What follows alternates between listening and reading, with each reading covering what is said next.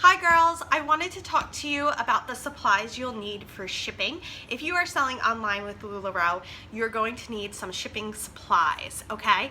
I personally ship all my stuff through the post office. There are other options such as FedEx, UPS. I find the post office to be the cheapest, but there are other options out there if you want to take a look.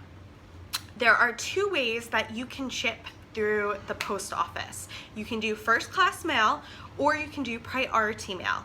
First class mail is for smaller items. You can only send things first class mail if they are under a pound, okay? So for first class mail, you're also going to need to get mailers such as these. They come like mine are just regular poly mailers, but they also come padded. Since these are weighed, I just went with the regular ones, not the padded ones, because they tend to weigh a little bit less, and the price does vary by ounce when you're sending first class mail. So to me, these were nice and light, so it didn't charge me extra. These are 10 by 13 size. You can find them by just Googling 10 by 13 poly mailers. I personally get mine on Amazon, but they're also, I know I've seen them on eBay. There are companies out there that sell them. Some come in cute prints. They have plain ones as well too. I buy these in bulk. I recommend buying at least 100 at a time so that way you're not reordering them every week. They do cost money. These are not free. First class mail, typically, like I mentioned, you can only send up to a pound. Usually I can fit like 2 leggings are under a pound, or maybe sometimes even 2 shirts or 2 skirts can be under a pound.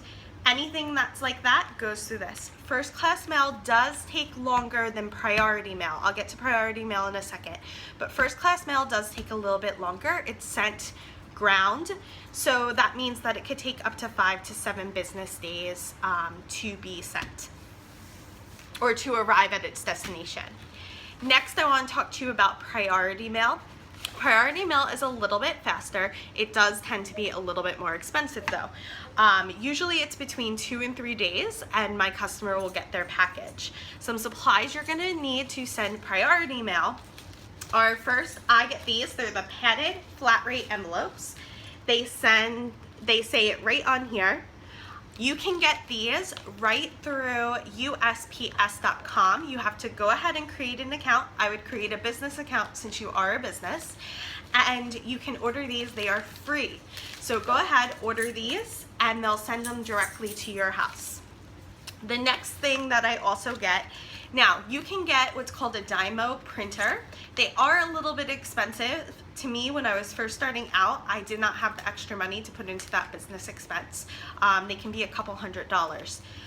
So I did not get a Dymo printer. I just print my labels using a regular sheet of paper with my printer, and then I print 2 to a page, so they fit in these. These are the custom clear envelopes. These are also free on USPS.com. What I do is I just cut my sheet in half because I print 2 labels at a time, and then I just put them right here in the envelope and slap it on my package. Now also, sometimes you have people who buy more than one item, or you can't. The flat rate envelopes do not go by ounce like first class mail do. This is just one price no matter how much you can stuff in here. Sometimes you can't fit everything you need to in this envelope, so you have to get boxes. The first box is, they have small, medium, and large flat rate boxes. Again, this doesn't matter what the weight is. It's the same price across the board, whatever you can fit into these boxes. They're one flat rate, super easy and simple to send.